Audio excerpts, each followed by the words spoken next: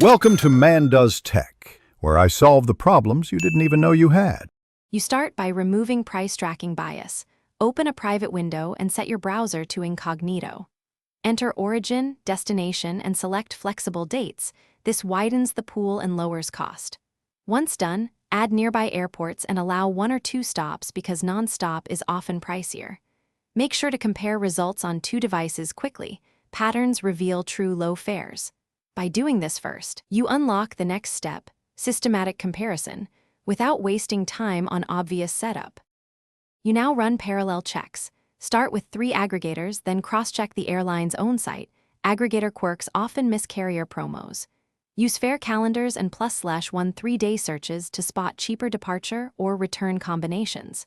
Set price alerts for 7 30-day windows. Alerts catch sudden drops.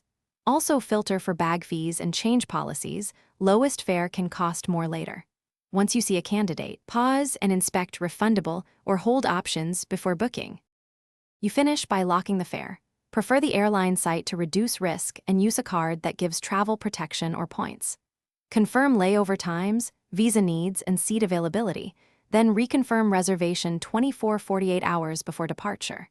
If taxes or bags push the total up, recalculate. Sometimes splitting tickets or changing airports saves money. If the price spikes after selection, act. Use free cancellation windows, contact customer support, or rebook if the new fare and fees still lower your cost. Thanks for watching. If you found this helpful, don't forget to like and subscribe.